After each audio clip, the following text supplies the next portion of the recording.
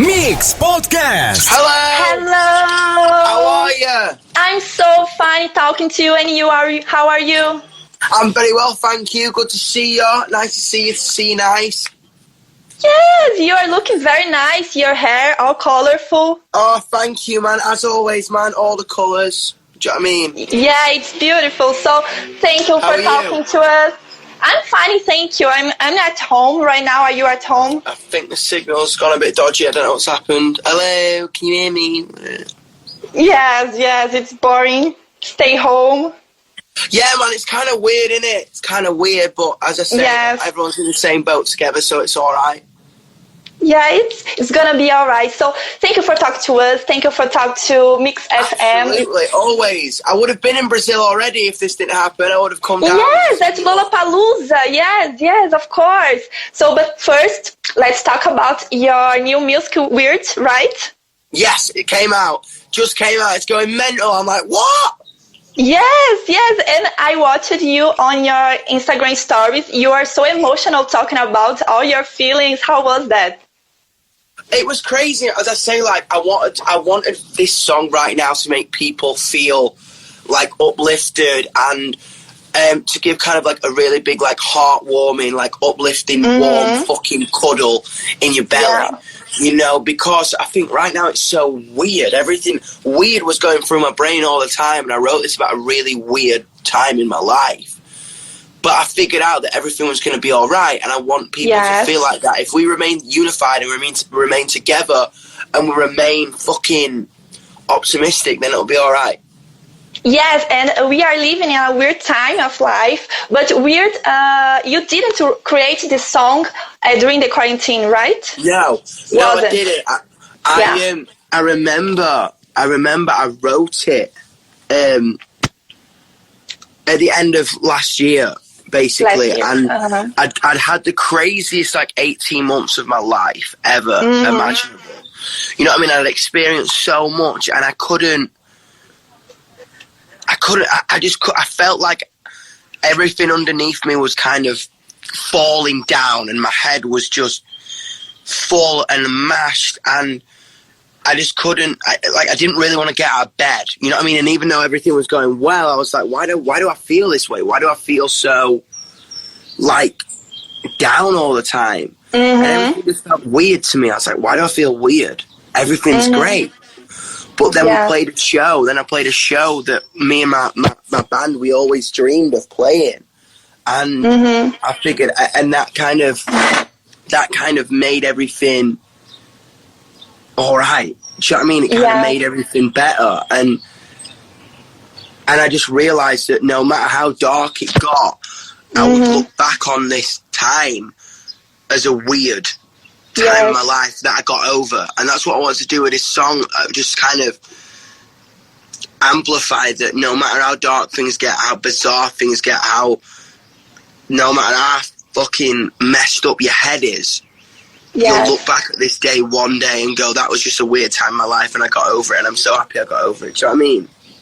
Yes, and you realize that life can be beautiful. Absolutely. And you realise that you are beautiful. You know what I mean? And you're all right. And you accept the dark parts of yourself, the parts you don't like, and you celebrate the great parts of yourself, and realise there's a load of shit that's just out of your control that you're never going to be able to control. Yes, you know what I mean? and Weird. Life and shit. Yes, and Weird was written last year in a specific moment of your life, but it fits right now for a lot of people, right? How special is that?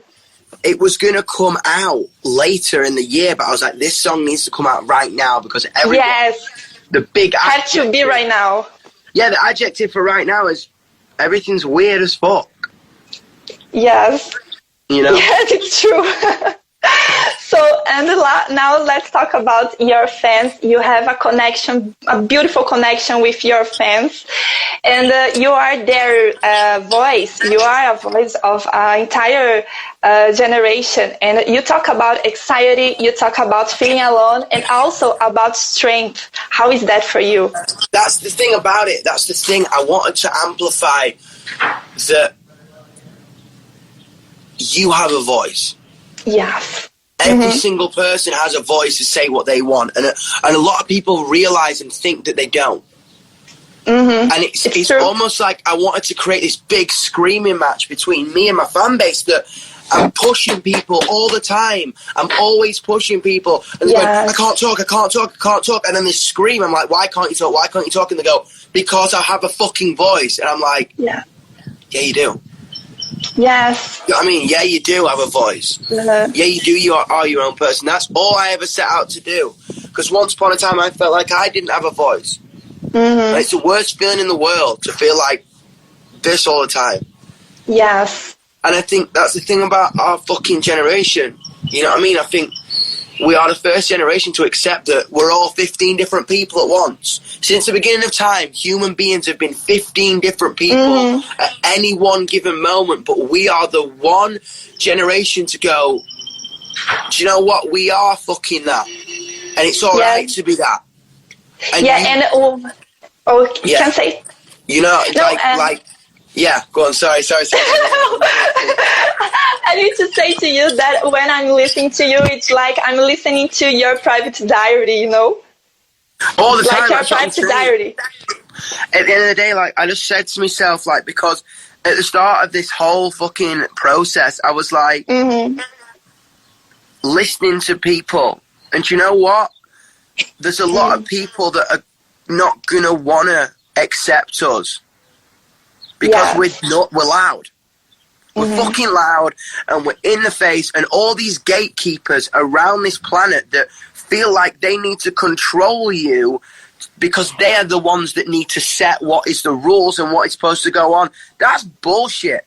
It's rubbish. We be loud. Never let anyone feel like they have something over you, because they don't. You know, and you say that on your song Anarchist, right? Absolutely. I try and say that every single day, because there's so many people who feel suffocated. And it's hard. Even I still face it. And we still face it with this fucking community. And people don't want to acknowledge that we are something legitimate, because we're so loud and we're so bratty and we're so passionate, and people are afraid of passion. People are afraid of it. You know what I mean? But I want us to never be afraid of it, and I want my fan base to speak to their friends who may feel like that and bring them into this circle, because this is what we fucking are. Yeah, and that's the voice. You know what I mean? And that's it. And it's like, and do you know what I mean? Anyone can hate you. Anyone can try and put you down. But once you're here, you've got 25 people behind you at all times. Someone's going to catch you if you fall over. Yeah, it's the best feeling in the world. Do you know what I mean? I can't wait to come to Brazil and meet all you guys down there. I just can't fucking wait. Yeah. We were looking forward to see you at Lollapalooza. So you have plans to come in December? Absolutely. As I say, I'm going to try and get to Brazil as soon as I can. As soon as I'm allowed to fly to Brazil, I'm down there. Please come. Because you guys, like, I see it online all the time. It's hilarious, isn't it? It's like the whole meme thing, come to Brazil. I see it everywhere, and at the end of the day, like, I'm going to be there, and I'm going to cuddle you all, I'm going to hug you all, literally, I cannot wait to come to Latin America. I am buzzing, and I can't wait to come everywhere. It's going to be amazing. Yeah, it's gonna be. It's so nice to hear that. So we are talking about Brazil. What do you know about Brazil? As I say, I know you're incredible football players, because we have. But in England has two. England has two. I think that's what our connection, England and Brazil, like the best ever. Yes. Do you like football?